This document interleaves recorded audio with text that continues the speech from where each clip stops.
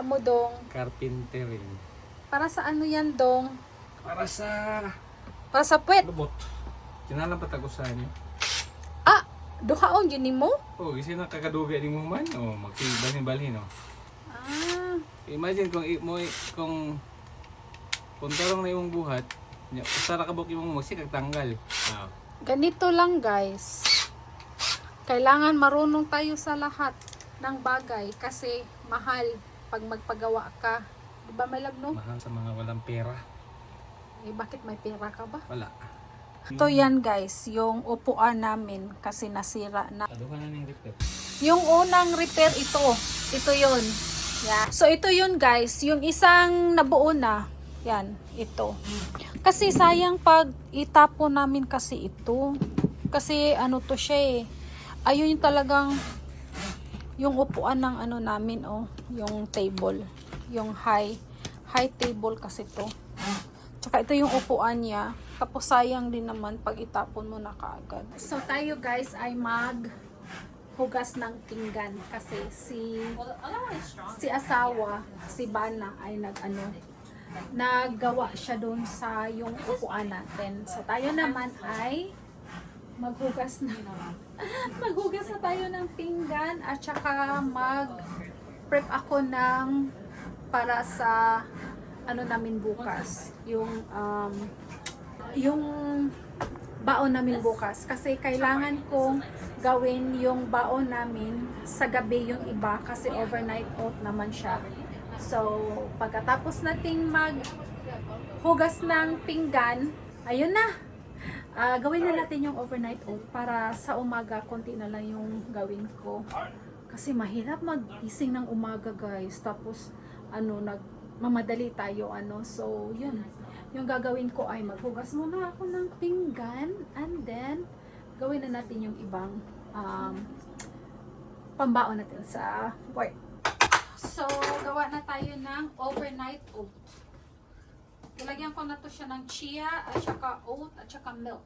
So ito na lang ilagay natin guys, yung fruits, strawberry and banana. Lagyan din natin ng raisins para masarap. Ang sarap nito guys kasi mabusog ka talaga. Hindi pa natin first all the way. Yung anak ko talaga pag nasa may kausap siya. Pag may kausap yan, sa kanya yung mundo. Tapos yung asawa ko, ayan, nag-ingay. Kasi binabakyum niya yung yung ginawa niya kanina, hindi pa siya natapos. So, bukas na lang daw. Kasi gabi na dito, guys. Ito yung ginagawa ko. 3 times a day lang to. 3 times a week. Pag mura yung prutas, yun yung gawin niyo. Kung ano yung murang prutas.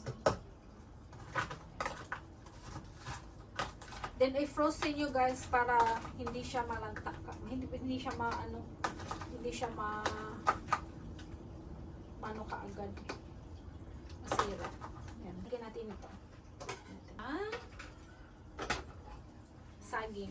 Kay Mr. I, isang saging talaga sa kanya. Ito sa anak ko yung isa. Kasi gusto niya ng overnight oat. Yung isa kong anak ayaw niya. Kasi siya nang gumagawa ng pagkain niya minsan. Alam nyo guys, masustansya to guys. At saka mabilis lang siyang gawin pag pangbaon nyo sa work. Kasi nagbabaon talaga kami. And the next ay yogurt. Parang napakapuno.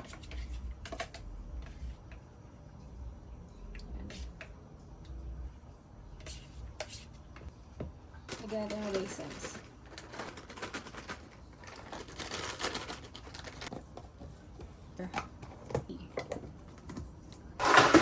Tapos guys, lagyan na rin natin to ng tubig. Ng ice. Para sa umaga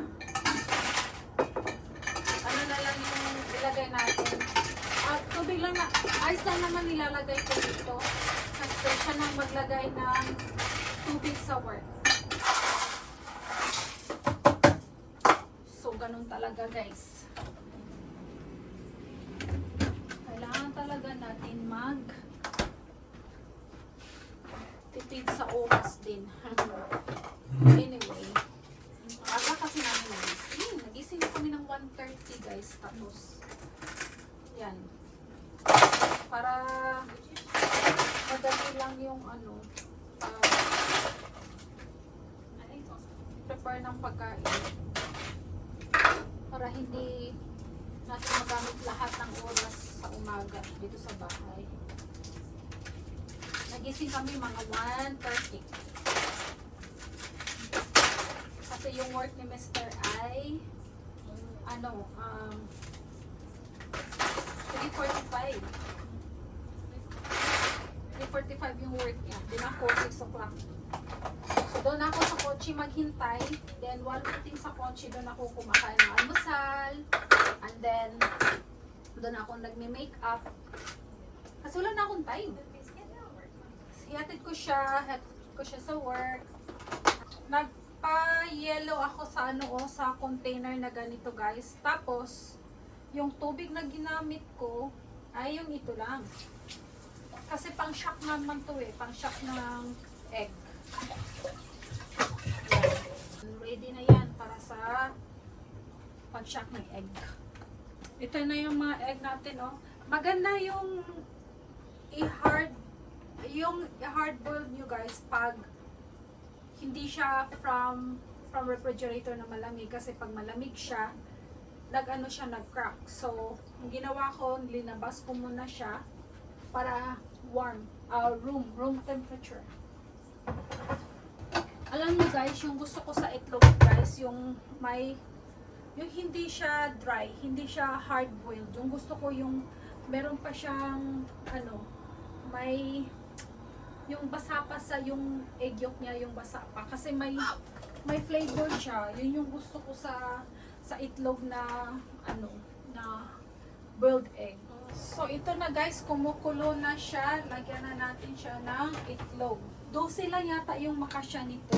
Hindi ko na ginamit yung malaki kong kawali. Bowl. Ba to? Kaldero. Kasi konti lang naman. Kasi pag marami kasi yung itlog na lulutuin mo tapos hindi mo makain kagad ng 3 days, may amoy siya. And then 7 minutes, okay na. 2, 4, 6, 8, 10, 12, 14. Ayan, tapos na ang 7 minutes. Ipakita ko sa inyo guys kung yung egg yolk niya. Shock natin muna.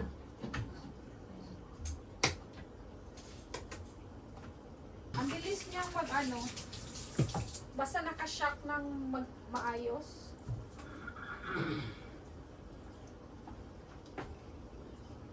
Mm. 7 minutes, hindi masyadong hindi siya talaga all the way na hard boiled egg.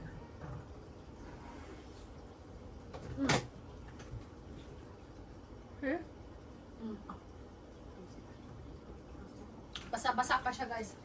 Pag basa-basa siya, meron siyang lasa. Yan. Masarap to. Yung Knorr, masarap sa itlog to.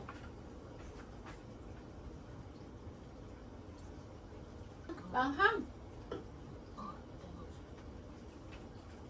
Sarap. Kain tayo ng dalawa.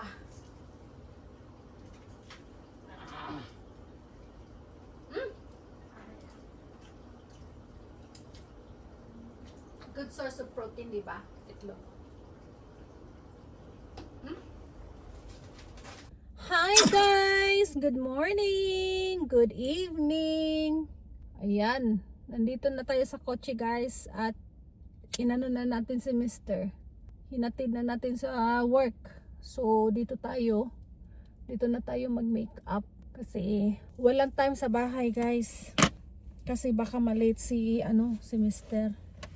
Ito, naglagay lang tayo ng foundation, concealer.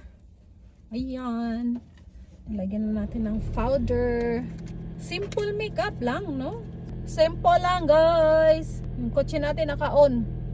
Kasi pag naka-on yung light, tapos yung kotse hindi naka-on, wala na, madrain yung battery natin. Simple lang talaga na makeup to. Ay, ang oras dito ay 4 o'clock. Kanina pa kaya ako, guys. Yan, kanina pa ako, guys. Yan, mag ano lang tayo ng konti. Makeup lang, ala. Hindi ako masyadong marunong magme-makeup, ha. Wag niyo na akong ibabash. Nagmamadali na tayo. Ba't naman ako nagmamadali eh? 6 o'clock pa yung time ko, di ba? 4 o'clock pa dito. Bronzer. Maglagay tayo ng blush on. Blush on na konti. Yan lang. Ito yung ginagawa ko, guys. Every morning, guys. Dito na ako sa parking lot kung ano yung ko, blush on ko, yun din yung nilagay ko sa eyeshadow para wala nang masyadong kulay-kulay. Ganyan. So, yan lang. Anyway, naka-glasses naman tayo na. And the next is the kilay. Kasi yung kilay ko, guys, nawala na yung micro bleeding niya. Ang bilis niyang ma-fade. Nako. Meron din tayong meron tayong mirror on the wall. Wala nang yung mirror natin, oh. Kilay muna ako, guys.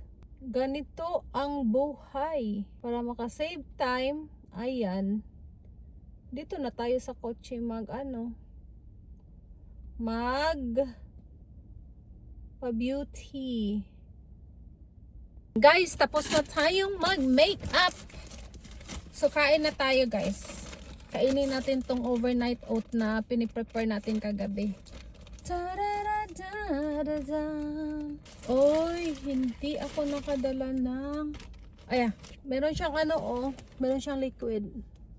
Hindi ko na siya tanggalan ng... Hindi ko na siya lagyan ng ano ba to? Hindi ko na siya lagyan ng Yakult. Ang sarap niya, guys. Sarap niya tingnan, oh. Bulag.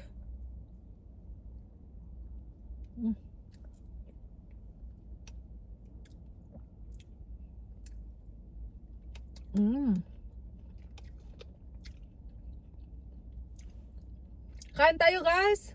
Dito tayo sa kotse.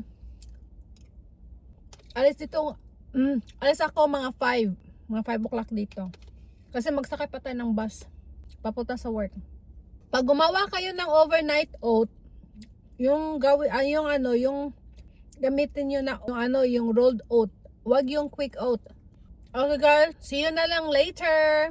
One eternity later. Hi guys, galing tayo sa work at gutom na naman.